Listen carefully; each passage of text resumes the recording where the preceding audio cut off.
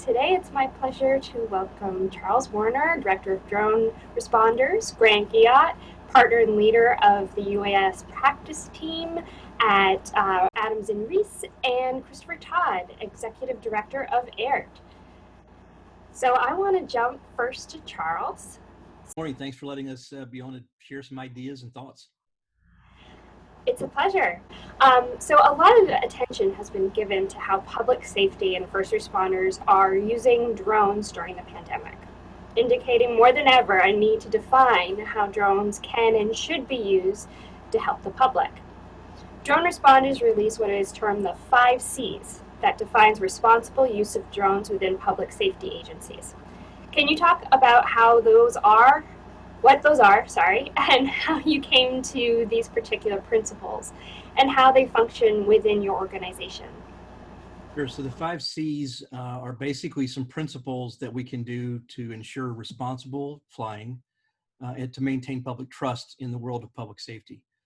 Through COVID-19 and through just general flying, we've seen some things that are a little bit concerning and not as well received by the public. So we tried to sit down and have some principles that would remind departments what to make sure they do foundational ideas, concepts that they would implement in all programs. And having said that, the 5 C's are community engagement and transparency, just making sure we're engaging with them, civil liberties and privacy protection, common operating procedures, clear oversight and accountability, and cybersecurity. So again, it's just a reminder of things we can do to maintain public trust.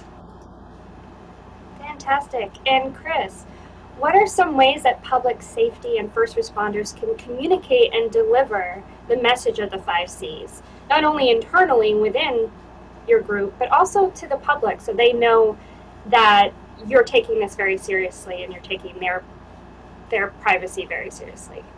Well, great question. And hey, Danielle, great to see you again, too. It's good to be back here on your show. I think, so there's really two bridges to that, right? There's internal communications and external communications. And I think internally, you've really got to ingrain the 5 C's into your training program, into your culture. We talk a lot about a culture of aviation and establishing a culture of safety in UAS programs, especially within public safety. So you've really got to take the 5 C's and adopt that into your culture of safety. So you're teaching it to the pilots, to the trainees, and taking those 5 C's. And it's going to mean slightly different nuanced versions for every single department. They may want to focus on 1 or 2 things more than the others, but it's really about communicating it clearly within the department and adopting that into your practices.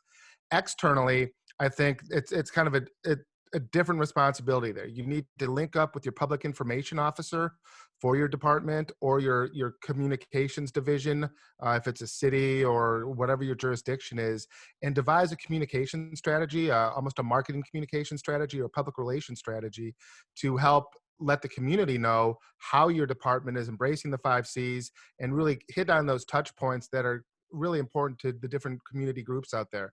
So privacy groups are going to want to know how you're protecting privacy. So have a communication strategy for that, work with your PIO and communicate that out to the community at large.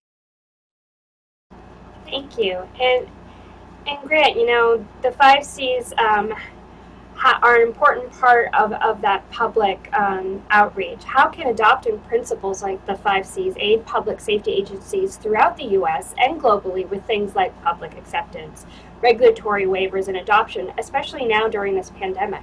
First of all, Danielle, thank you for having me on the program. It's also a pleasure to work with you guys, so it's great to be seeing you again. The 5 C's are absolutely on point when it comes to how we are going to progress this industry forward, especially if you're a public safety program.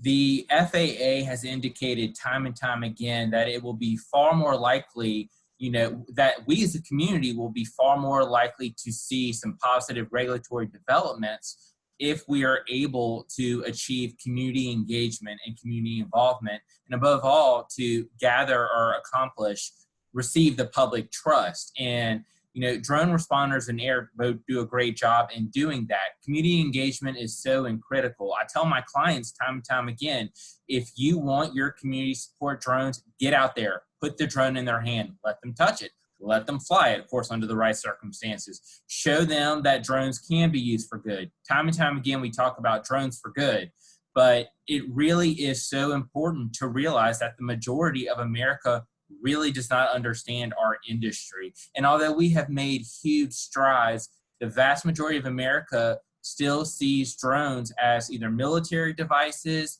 or negative agents of chaos, and they get that from the movies. So organizations like Drone Responders and AIRT do a great job in helping change that narrative, and the 5Cs simply support those efforts.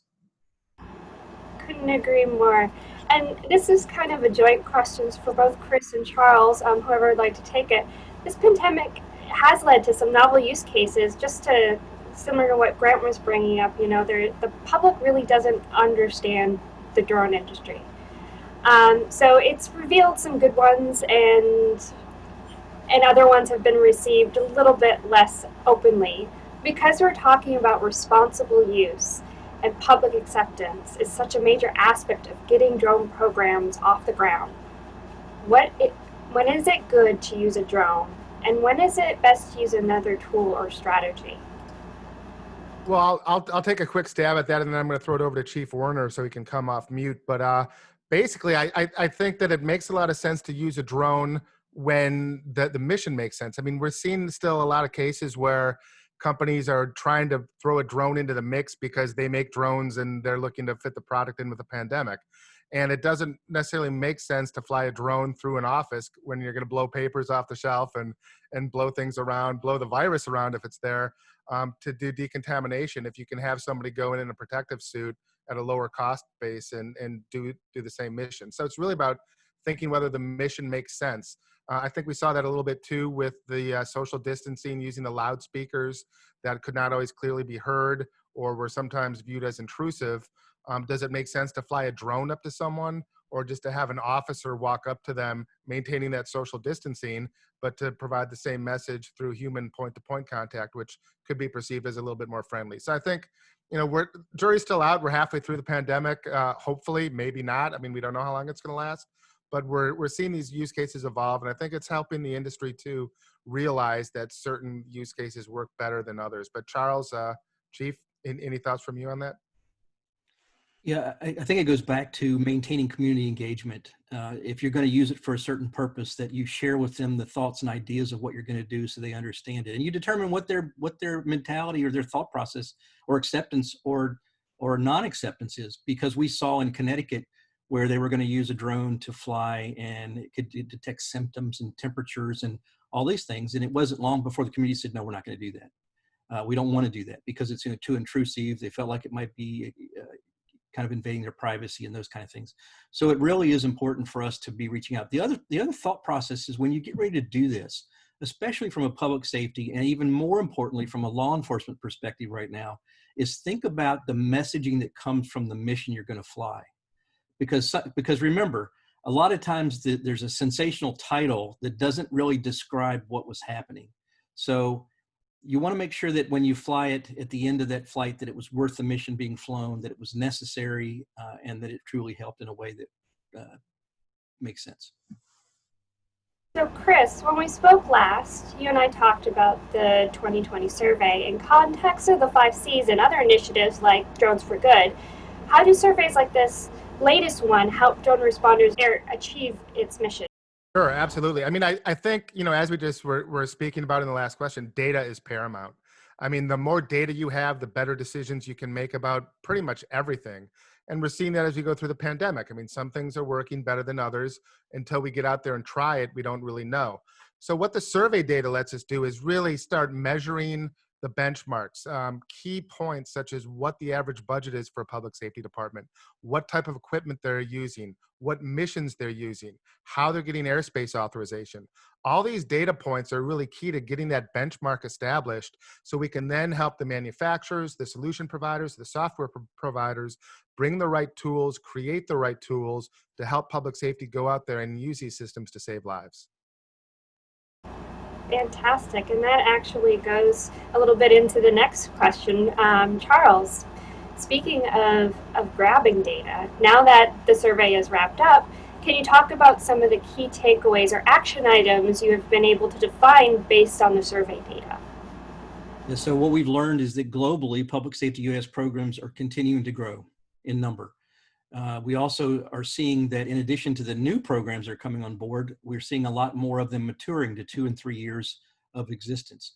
And what's come out of that is we've seen that the mission types have increased. In our survey, we had a very good response showing that there were 17 or more use cases of how drones are being used today by public safety or emergency management, whereas when we first started, it was more like 3 or 4. So in the beginning, it was like damage assessment, search and rescue, and traffic crash reconstruction. And that was kind of the 3 things, and you thought, hey, that's fantastic. Well, now 17 or more use cases of how public safety is using it. And because of that, because of their success and the increase in the types of missions, they've had to increase the number of remote pilots in their teams. So it's kind of interesting to see how that plays out. And then we saw kind of interesting that the majority of programs are operating on a budget of $10,000 or less per year. So not a lot of money there, shoestring budgets. And if you realize that remote pilots are usually doing their role in this as a collateral duty, they're a police officer, a firefighter, an emergency manager, a search and rescue technician, and it's just something else they do in addition to what they're already doing. And the other thing that we found is that a large number of departments plan to buy 2 or more unmanned aircraft systems in 2020, which we were kind of concerned about COVID-19 and the impact it was going to have. And it seems like maybe COVID-19 hasn't had as negative impact as we were concerned about. Fantastic. You know, it really speaks to what drones are doing for first responders. That, you know, this is where money is worth being placed. So, Chris, based off of what you discovered from that survey data, what do first responders and public safety agencies need right now from the drone industry? From our survey last year is we really needed to get some standardized training and a set of principles out there that would be commonly accepted and received through the public safety community. So I think we're well down that path. I mean, we still have a ways to go. But technology-wise, there's still a little bit of a gap. I mean, DJI is still got about 90% market share out there, which means that when new software comes out, whether it's Pix4D, whatever the company might be, it makes sense for those companies to spend their development time developing for the DJI drones. So DJI is always going to be kind of the first wave of aircraft that seems to be getting the newest software out there for public safety agencies to use. Now we're seeing what I'm calling the big 3. You've got DJI from China, you've got Parrot from France, you've got Skydio emerging here from the US, and those are kind of like the big 3 automakers we're right now. And sure, there's other drone companies out there that are in the mix, but thankfully, you know, we're working very closely with the big 3 here at AIRT and Drone Responders. And I think we're going to need to see software companies developing simultaneously now the software that can go across these 3 platforms. And I think that's what public safety is really going to need right now. It's so the whole notion of, well, we'll develop the software for DJI, and then later on we'll onboard Parrot and then Skydio. I think that's one of the reasons why you're seeing Skydio go out and develop their own software now that's proprietary for the Skydio X10 that's coming out. So I think it'll be smart. It would behoove the solution providers to really focus on developing at least for those big 3 manufacturers in the ecosystem so we can get the solutions out there for public safety in a timely manner. You make an excellent point. A lot of the software out there is DJI centric, and you know it takes everyone in the industry to not only to recognize those other big players in the market and start developing across the board for multiple platforms so that you can have that flexibility to choose the platform that you need. So switching it up, going to Grant, you've been in contact with many people throughout the industry, throughout this pandemic, not only through your work, but through a series of interviews like this one. Based off of what Chris and Charles are finding from their most recent survey, what is your take on how the drone industry is doing and its capacity to meet the needs of public safety and emergency response, as well as other industries that are hurting right now? So I think one of the areas we were all concerned about, and the use of public safety and drones is no exception, is funding. And when COVID first began becoming a real problem in the country and operations began shutting down, there was a lot of concern of how our industry would fare. I find the results of the survey to actually be encouraging. I think, what was it, half of the companies that responded reported either that it didn't really, COVID's really not affecting operations, or if it is, it's a moderate amount. It's not a huge amount. They're not decimating public safety programs on a scale like we thought they would. In fact, in private industry and commercial applications, we've seen in many instances the opposite. Because you're not able to send people out to inspect transmission lines, pipelines, as you used to be able to pre-quarantine, companies began using drones more and more to do that. And in fact, I've had more calls from prospective end users in the energy industry, construction industry, even the forestry industry since February, I think, than I did in total for the entire year before that. And I think it's largely because these industries are realizing drones by their nature are social distancers. And, you know, we honestly are in a place now where there is starting to kind of be a turnaround, and America is kind of starting to see the light in terms that drones can be used for good. Despite the negative media, despite the negative portrayal in cinema, we are starting to see a grander acceptance of drones. I think the reason's twofold. I think it's because you do have a regulatory environment that is becoming more favorable. By the end of this year, we're hoping to see final rules on remote ID and the easing of operations over people and during night. But in addition, I do think companies are taking this public perception and public acceptance matter much more seriously than they were 2 years ago. Like I said, I have clients who are actually bringing the drones out there in the stores, letting people feel them, touch them, explaining it to them. And it's not just that. A lot of emphasis has been put on federal government relations and in working with the FAA to maximize waivers. And of course, that is critically important. No one can deny that. But what we are finding, and you know, what some attorneys have kind of been saying for a long time, is that state and local GR support is just as important. I can't tell you how many times I've spoken with the FAA on behalf of a client. And, you know, one of the topics that comes up is, okay, what have you done to get community support? Who have you talked to on the local level? Who have you talked to on the state level?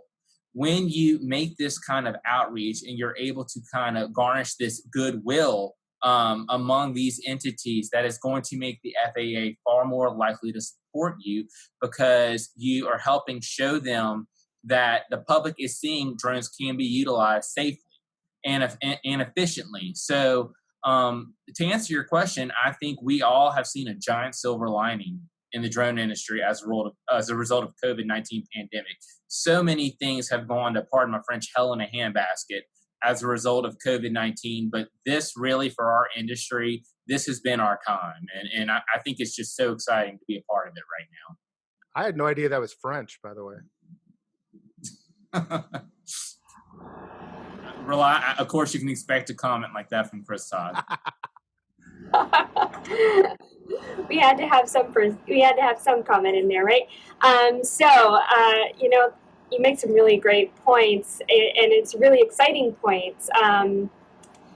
There are some changes, though, that have happened. And Chris, back this past fall, what feels like light years ago, you, Charles, and I talked about how important bringing first responders together to discuss the challenges and goals within the industry has been for drone responders to define goals and action plans. This was especially true for your Drone Responders Public Safety Summit that you held at Commercial UAV Expo Americas last year. Yep. The pandemic has changed all of that. How is AIRT and drone responders finding new ways to bring people together? How has the survey helped with that? Yeah, well, great question. I mean, with the survey, we actually asked what was the best way for us to be communicating with you. Like, how are you absorbing content? How are you looking to absorb media now that we're into this COVID-19 pandemic? And by and large, the data responses we got were pretty close. I mean, webinars, videos, virtual events, podcasts, and pre-recorded videos were all on the list relatively close. And I think part of that was people hadn't really figured out how they were going to consume media yet. So we've embarked on a strategy to kind of use all of those formats in one form or another to communicate with people out there. But I think the more important thing is that I think the COVID-19 pandemic has an added benefit that none of us really expected, especially for public safety. In that, I think all of the content producers, ourselves included, kind of got comfortable with this model we had of how the events were going to be published. We started to see kind of the same people coming to the events. A lot of people were excluded from the events due to travel restrictions or cost, or maybe they could bring one person from their public safety program, but they certainly couldn't bring 3 or 4. So what we're seeing now in this virtual environment is it's resetting the table, and it's allowing us to redefine how the content is distributed to public safety. So now we're seeing stories of it, instead of just the program manager coming to an event like we saw in years past, we're seeing the program manager get with his entire public safety UAS team in a conference room and absorb content together as a unit, and to be able to talk about it and network and use these virtual platforms to really become immersed and learn in new ways that they just weren't able to before, in the live environment. Now, I think we're all missing the live environment. I certainly miss going with Grant and drinking a margarita after the show. I miss going with Chief Werner and having a beer. But that A margarita, Chris. Well, okay. Margarita. I'm trying to make you look good, buddy. So I think we'll get back into that realm hopefully next year. And I think having these virtual events will allow us to even build a deeper network of people who are involved in this really important community and develop more learning, and really explore some new and exciting avenues. And I think we'll see that at Commercial UAV Expo with the Drone Responders Summit. We're going to be able to do some things content-wise that we weren't able to do in the past. So we're pretty excited about this fall show. And as you brought up the fall show that's happening September 15th through 17th, what should attendees expect to experience during the summit this year? I'm going to throw that over to Chief Werner. Well, I think it's going to be similar to what we do normally, but now virtually. So we're going to be trying to bring up some of the latest things that are happening in the regulatory world. We'll tease out the 5 Cs. And by the way, I just want to make a note here that we also did the 5 Cs in collaboration with Skydio. I want to make sure I get that in because they were a big help with that. In addition to that, we'll be looking at the new technologies that are out and sharing that information. And we'll also be trying to learn from the participants what their needs are, what their interests are, and to develop priorities. Because what we try to do different than a lot of conferences, in addition to the content, is we try to hear what people want to have done. So in the first Commercial UAV Expo that we had in person, we learned, as Chris mentioned, that standardized training and certification was number 1, that the Beyond Visual Line of Sight tactical waiver was number 2, and an outreach program was number 3. Well, from that, we're able to actually deliver. So we're working on a standardized training and certification methodology as we speak, and that'll be coming out soon. We have actually working with the FAA and several other departments in the country have achieved the tactical beyond visual line of sight for public safety that's now been announced. And we'll be releasing soon a community outreach program that tells you how to methodically go through and engage your community to make sure they know what you're doing. So that's what I think they can look for. And I'll just piggyback on that a little bit to say that, just to echo what I said before, I think what we're looking to do in this new platform is create some new opportunities we couldn't do before. So we'll have the schedule coming out really soon, but I can tell you where there's going to be broad-based content that transcends the public safety, whether you're in law enforcement or fire rescue. There will be some specific modules and tracks that if you're a law enforcement, you maybe want to spend an afternoon with us and get your team around the video conference room. If you're a fire rescue agency, same thing on the next day. And there's going to be special pricing available for those specific teams. So everybody on your UAS team will have the ability to network with the different solution providers, different public safety people from around the Americas, around the world. And we think there's going to be a lot more value in the virtual environment with how we set this up than probably we saw last year even. So we're pretty excited about that. Being able to lower that threshold of entry is such an important thing when you're trying to bring an entire community together to discuss this. And I look forward to seeing how that turns out for you guys. So Grant, speaking of challenges, back in June, you wrote an article for Commercial UAV News on foreign drone policy in the U.S. And some of the proposed policies would directly affect public safety and first responders receiving federal funding. Since then, a number of companies that we've already discussed, AIRT and Skydio being among them, have come forward with American-made or American-friendly drone alternatives. Many of them are geared toward public safety and emergency response segment. Has this changed or nuanced your thoughts on the topic? You know, I don't know that it's changed it. I think it's encouraging. It's great that there's solutions to the issue we are seeing. In my article, I made it no secret that I think it's problematic, the whole notion of just shutting DJI out of the equation altogether. It's not practical, quite frankly. It's just not. And there certainly are security risks involved, but I don't know that there's enough understanding of how severe those security risks are, or even the nature of the security risks. It's a conversation that needs to be had, not just by Congress, but by the public as well. Cell phones, we had foreign manufactured cell phones at first, and many of us had Nokias, and now most of us have Apples or, Androids. And it is always great when American-made technology catches up. And, my thoughts on the subject have not really changed. It's just, I think we need to be cognizant of the fact that while we should celebrate American-made products, we need to remain aware of where we are at right now. And the fact is that DJI's products saturate this industry very, very greatly. And we can't wave a magic wand and just say no more DJI. And I don't even know that getting rid of DJI is even truly in anyone in this industry, in the forefront of what they want to see. And that goes to American manufacturers as well, because they know that 80% of the market right now is DJI. And right now, we're still a nascent industry, and we need to celebrate drone use, educate the public, educate our congressmen about what drones are uniquely capable of doing, and wiping out the company that kind of helped usher this in is not a solution. So do I think it's great? I absolutely do. Competition's always a great thing. Showing that American industries continue to innovate is absolutely critical. And it's something we should celebrate, but I don't think this is a scenario where a wand can be waved and we can just turn off the switch. To pass this question on to Chris and Charles, what is your take on this issue, and how can public safety agencies get in front of it? Well, I would echo what Grant said. I think, it was really interesting. We saw 3D robotics had a place in the market, and DJI basically came in and crushed them, and it was off to the races. And I think they scared away anybody who they certainly caused anyone who was really looking to compete to recalibrate the compass and maybe reformulate their business plan.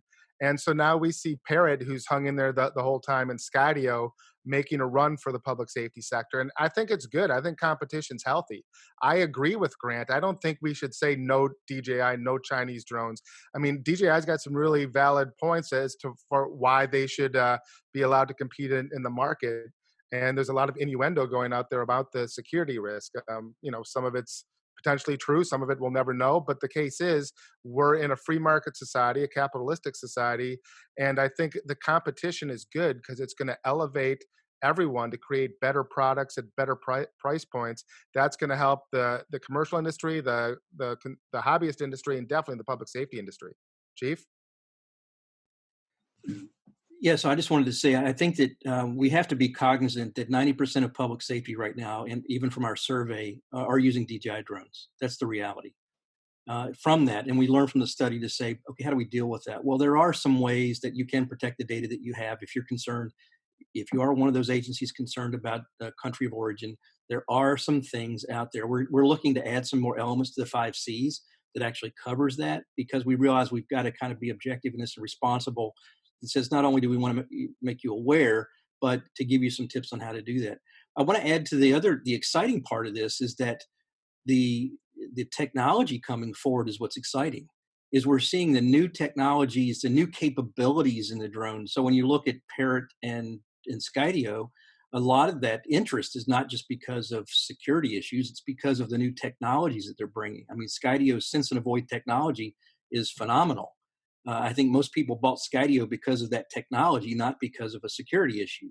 The fact that it's made in the United States is icing on the cake because it's an American-made drone. And pair it with its capabilities and being able to look up and do some different things that the other technologies can't. That's what's exciting for me, is it's increasing the technologies and challenging each of these vendors to outdo the other, which in the end results positive for all the rest of us that use drones. That is an excellent point. You know, the competition is so important, and DJI needs some competition to give them a run for their money, but they also need to be part of the game to continue that competition. So my last question of the day is for each of you to answer.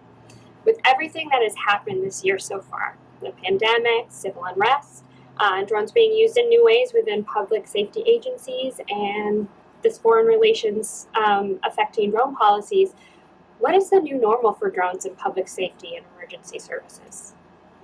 So I'm going to take the first stab at that. I think the new normal is that there is no normal. The normal is change. The normal is we've still got a long way to go to get true public acceptance of these systems. Public safety agencies need to be more cognizant than ever that how they're going to use a drone and publicize that use of the drone is going to be looked at by a very large audience under a very tight microscope. And I'll point to what we're seeing in Minnesota right now with the police department that decided to go start watching visitors at the nude beach by using a drone. Absolutely not what we needed, coming on the heels of drones yelling at people for social distancing and drones monitoring protesters. So if you're a public safety agency and you've got a mission, maybe you want to really vet that out a little bit with your public information folks, talk to some people before you rush out and use a drone to monitor people at the nude beach. Not the best use case right now.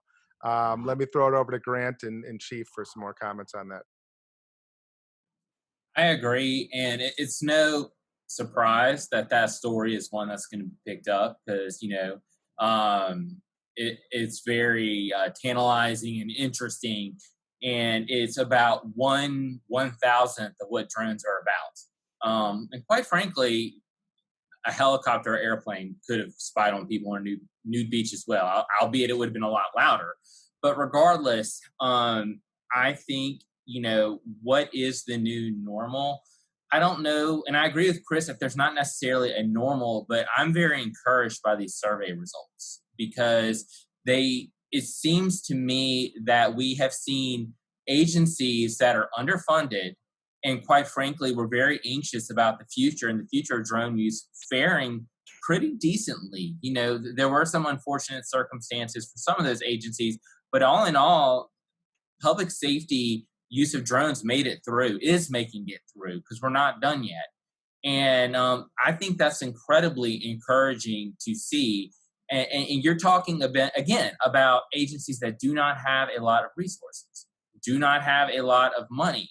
If you're looking at this on a nationwide scale, think about commercial industries and how they are faring with drones. It's if these entities that don't have the resources are still doing pretty okay, think about what that means for the rest of America that does have more resources and more funds. It's truly I don't know if I'd call it a surprising trend, but it's definitely an encouraging one.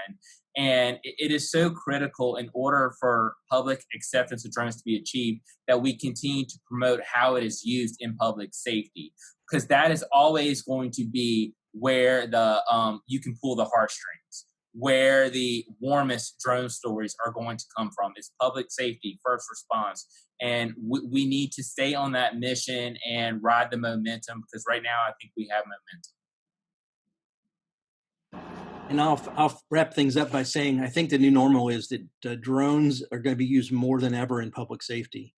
What we've learned is that drones enhance safety for both the citizen and the responder. It helps to improve operational effectiveness, and we're able to make better decisions on information that we didn't have before. We can see things that are factors that are life-threatening to responders and to citizens.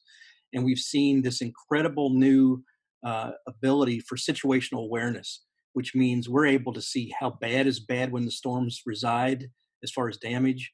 We're able to understand circumstances, structure fires. We can see the infrared signature that shows us the potential of structural integrity issues, which means firefighters don't get on roofs, which is the most dangerous places that we can operate.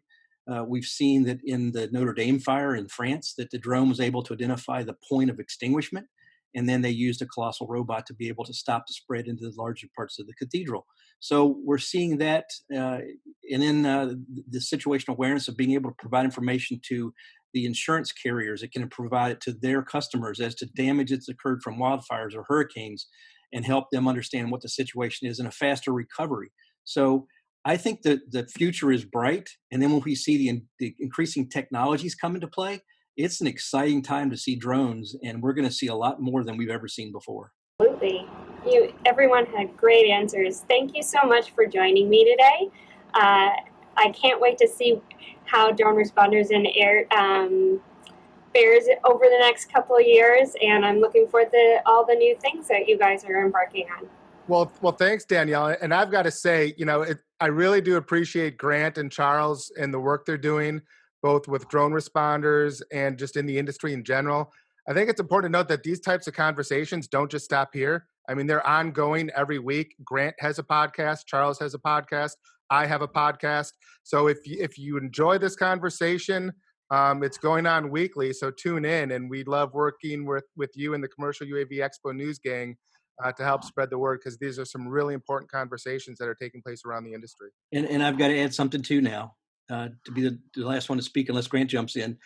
Thanks to Chris for giving drone responders a home under AIRT. Without that, we wouldn't be what we're doing. And thanks to Grant for him serving as our legal advisor and really helping make things happen to where we can move things in different directions. My pleasure. You guys are always a pleasure to work with, and it's good to, it's great working with the client that is making a difference and changing the world. And I don't think anyone could deny that drone responders is doing that. So thank you. Thank you so much, all of you, for joining me today. Thanks, Danielle.